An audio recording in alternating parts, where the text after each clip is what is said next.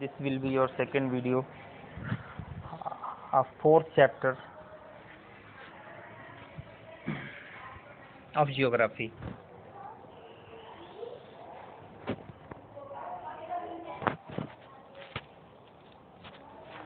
Then अब हम river के वर्क के बारे में देखेंगे कि नदियों का काम क्या होता है. The running water in the river carried out its work is three ways. तीन तरीके से अपना काम करती हैं खास तौर पे नदियाँ. पहला काम कि ये it eroded the rock over which it flows. जिस पत्थर के ऊपर से, जिस पहाड़ी के ऊपर से, जिस चट्टान के ऊपर से बहती हैं उसका तोड़ फोड़ कर देती हैं. It transport the eroded material, और यह अपनी तोड़ फोड़ की हुई मटेरियल को यहाँ से वहाँ बहा करके बालू के रूप में, पत्थर के रूप में, छोटे पत्थर के रूप में लेकर जाती हैं. It deposited the material which it has transported. वह सारे के सारे मटेरियल को डिपॉजिट करती चली जाती हैं जिसको कि यह ले करके आगे बढ़ती हैं.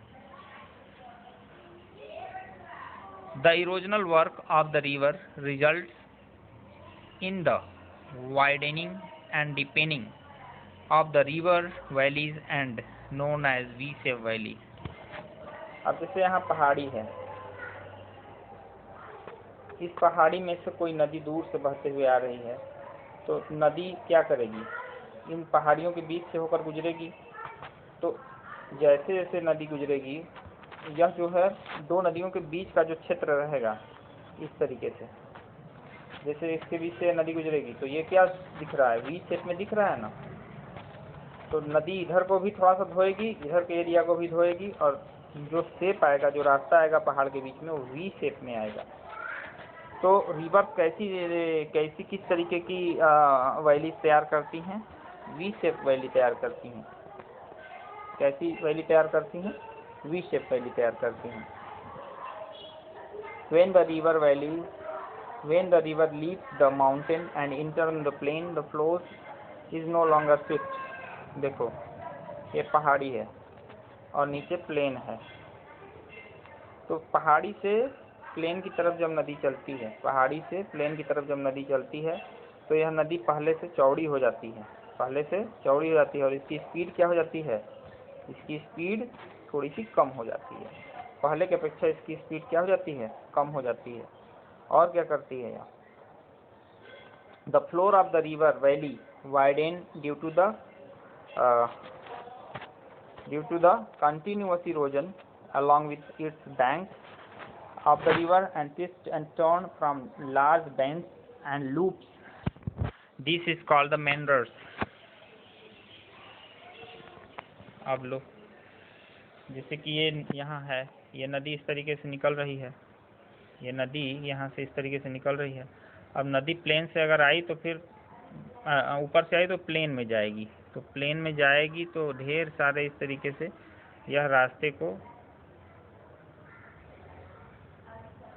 इस तरीके से यह सर्पाकार रास्ता अपनाती हुई आगे बढ़ेगी, और यह अपने किनारों को भी इरोज करेगी, काटेगी और चौड़ाई करती हुई चली जाएगी. यानी अपने बैंक्स को बढ़ाती जाएगी, अपने किनारों को यह काटते हुए, ट्विस्ट लेते हुए, मुड़ते टर्न लेते हुए आगे बढ़ती हुई चली जाएगी. और इसमें ढेर सारे लूप्स निकलेंगे. और जो मोड़ होता है, इस मोड़ को हम मेंडर्स कहते हैं. क्या कहते हैं? मेंडर्स. जितने भी मोड़ पड़ेंगे इन मोड़ों को हम मेंडर्स कहेंगे. अब इन मेंडर्स पे खास करके विशेष रूप से इस मेंडर्स पे नदियाँ जो है अपनी डिपॉजिट चीज़ों को, जिससे वो डिपॉजिट करना चाहती हैं, उसे ला करके छोड़ती हैं और आगे बढ़ जाती हैं. तो अब फिर नेक्स्ट पेज लेते हैं.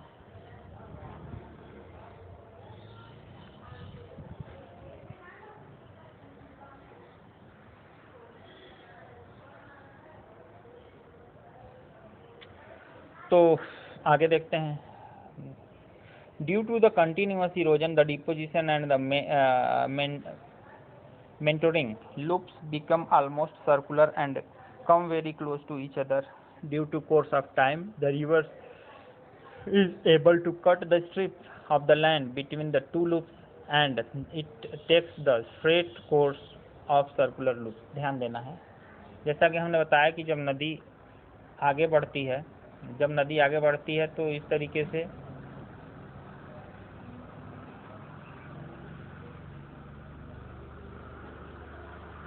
कई ऐसी जगहें आएंगी जहाँ पे कि इस तरीके से नदियाँ आगे बढ़ेंगी, लेकिन जा कर के आगे एक ऐसा जगह आएगा जहाँ एकदम ये सट जाएगी, एकदम सट जाएगी। अब ये जो सटा हुआ जगह है इसका, ये जो सटा हुआ जगह है इसका, यहाँ पे इस जगह पे धीरे धीरे यह कटिंग करता जाएगा, कटिंग करता जाएगा, कटिंग करता जाएगा और धीरे धीरे तोड़ के आपस में जुड़ जाएगा। जब ये जुड़ जाएगा तो क्या होगा, ये इस तरीके से जुड़ा हुआ है और ये नदी अब क्या करेगी, ये नदी अब सीधे बहना शुरू कर देगी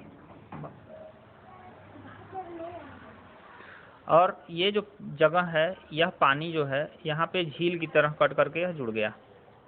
अब यह नदी स्ट्रेट बहने लगी, सीधा बहने लगी, लेकिन ये जो जगह है यह छुप गया, टूट गया, अलग हो गया और यहाँ वाटर बॉडी स्टोर हो गई, पानी क्या हो गया यहाँ पे स्टोर हो गया। तो यह क्या दिखा रहा है, यह जो है एक तरीके से ऑक्सबो लेक है।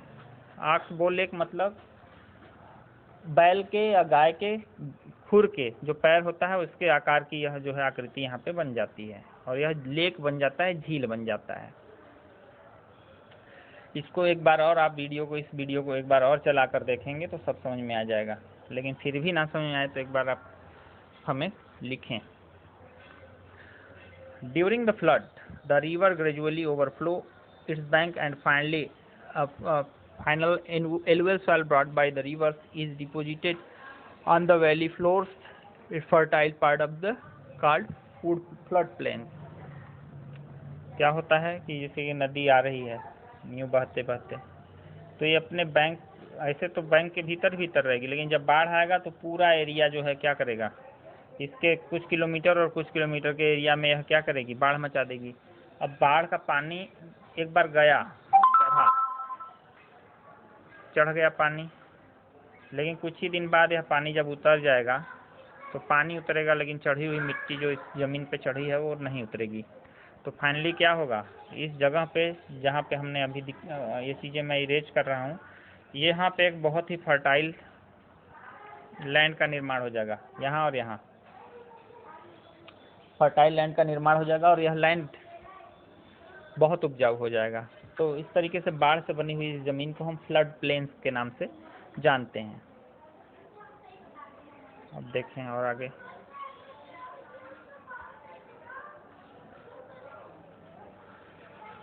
फिर 10 long ridge of low height formed along the bank, these is called natural leaves।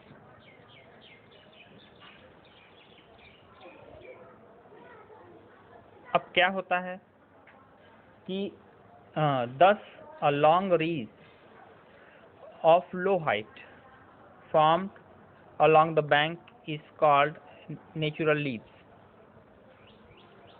अब प्राकृतिक रूप से चूंकि मिट्टी ला ला करके इसको बाढ़ में पाट रही है, तो नदी का ये जो बैंक है, ये नदी का जो किनारा है, यहाँ से नदी बह रही है, इसके ऊपर मिट्टी का एक किनारे पर जो एक मिट्टी का टीला जैसा जमा हो जाता है,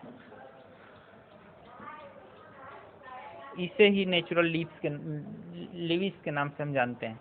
और इसका एकमात्र उद्देश्य होता है, इससे नदी का आकार स्पष्ट हो जाता है और नदी के किनारे एक मेड़ जैसी बन जाती है, जिससे कि ओवरफ्लोइंग भी रुक जाती है। तो नेचर एक तरीके से आसपास के एरिया को बचाने का एक तरीके से प्रयास करता है यह। अब देखो कोई भी रिवर, हम रिवर गंगा का एग्जाम्पल अगर लें तो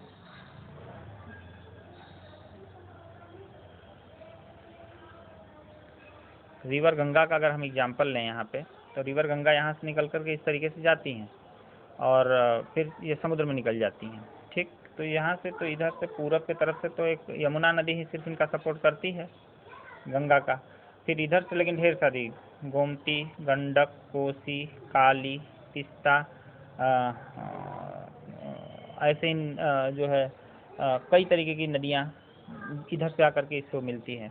तो किसी भी बड़ी नदी को सपोर्ट करने के लिए जो छोटी छोटी नदियाँ आती हैं उसे हम ट्रिब्यूटरी कहते हैं। क्यों? क्योंकि वो अपने पानी को ट्रिब्यूट करती हैं, उसमें पानी को क्या करती हैं? ट्रिब्यूट करती हैं। लेकिन कब तक ट्रिब्यूट करेंगी?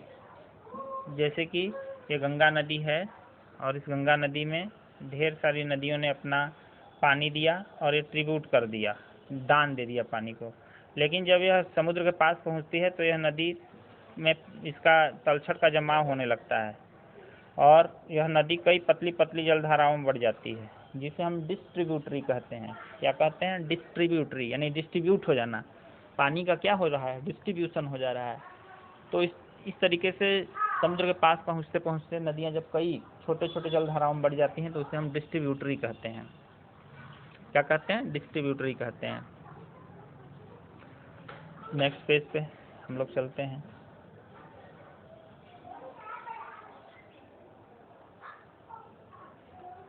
नेक्स्ट वीडियो में